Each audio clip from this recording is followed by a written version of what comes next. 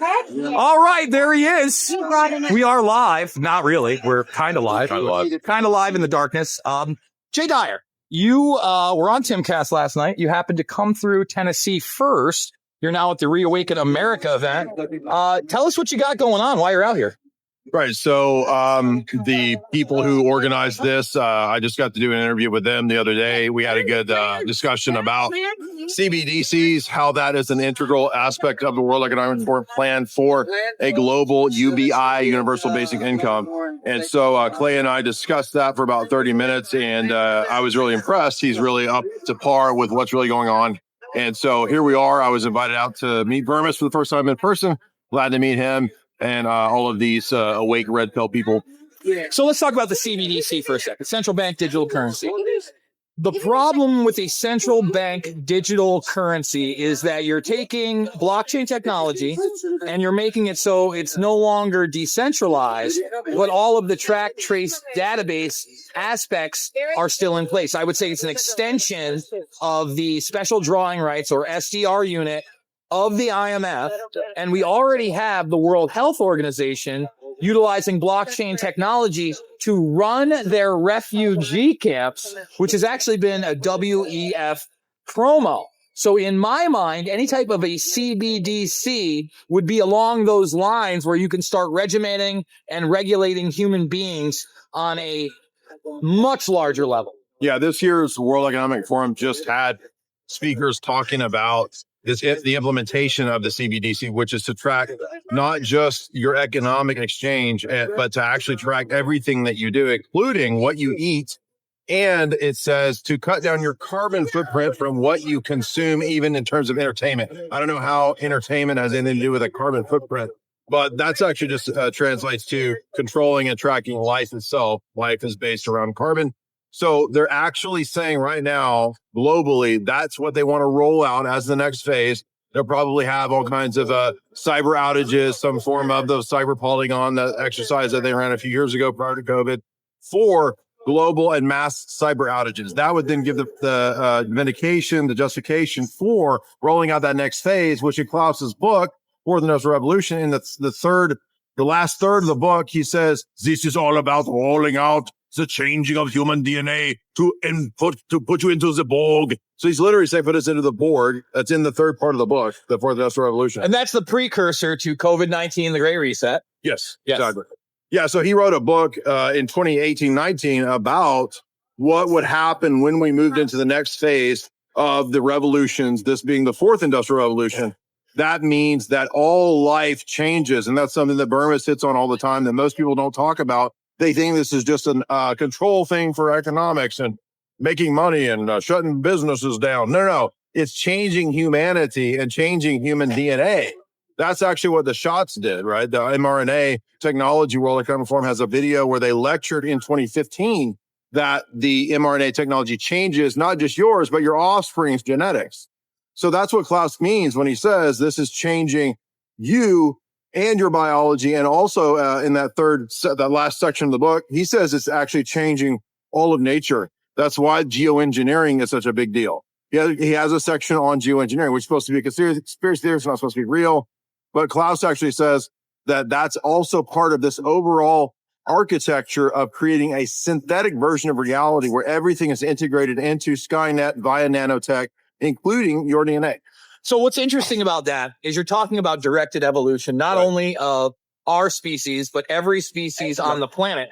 And that falls in line not only with Klaus Schwab, the Fourth Industrial Revolution, and transhumanists, but NASA. And one of the key videos I continually play is Dennis Bushnell, not only talking about in 2018, 200,000 people with brain chips, folks. And you know, if you've been watching me, it's there. But he talks about how the evolution of our species and every species naturally is over.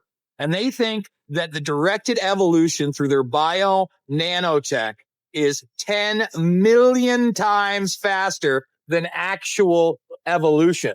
And to me, that kind of, in a way, throws a wrench in the gears of what you're supposed to believe about evolution, because I firmly believe in microevolution. That's an evolution within a species based on your geographic location, basically the environment around you. I think the human species is a great example of that. Obviously, you have black people that originate from Africa. That's extremely sunny. You had Native Americans that were brown that came from this area.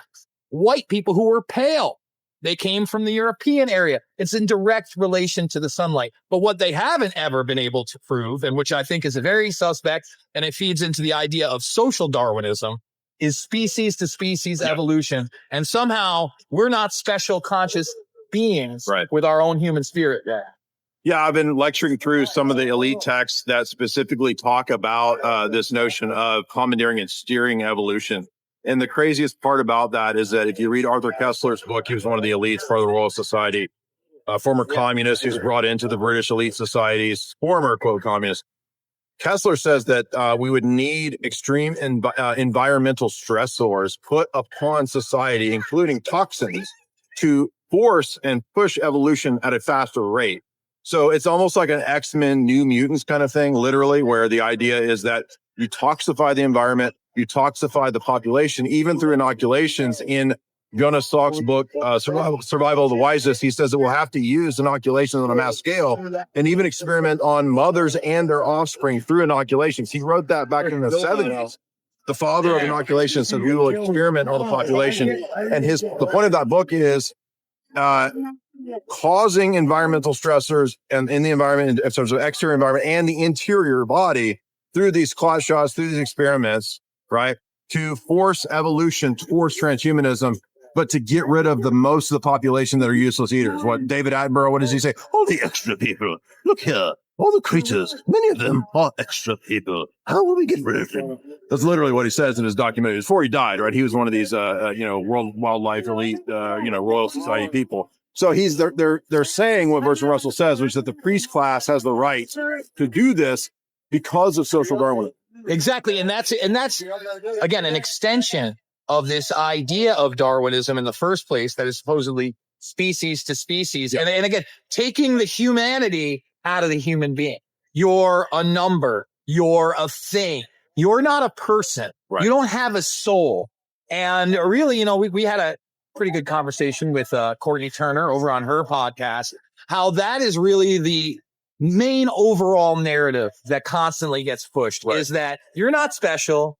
You're a cog in the machine. As Pink Floyd would say, you're a brick in the wall. So you might as well join up with us, the technocratic elite, and jump into our technology, not only merge with machines and embrace the metaverse, but eventually, Jay, upload your consciousness.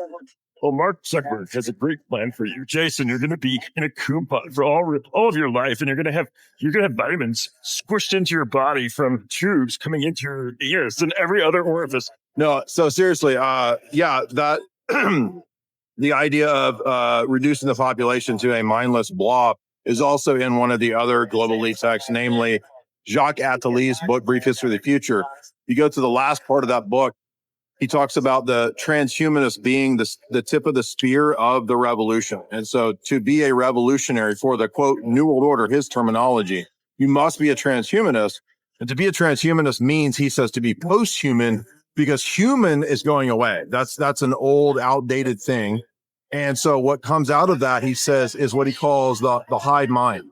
Everybody and everything being linked into a hive mind. You won't even need, typically speaking, the use of your body, he says. You'll just be in some kind of pod if you're allowed to live, and you're basically a body in the matrix, right? Mm-hmm. So everything that we're seeing in these science fiction stories is essentially what Bermas has been talking about in terms of the actual documents, especially that NASA document that most people don't know about. Yeah, the Future Strategic Warfare document lays it out. It says the genomic design of the species. It talks about world population stabilization. Yeah. The end of the haves and the have-nots. But let's end it on this one. What about the have-everythings, Jay?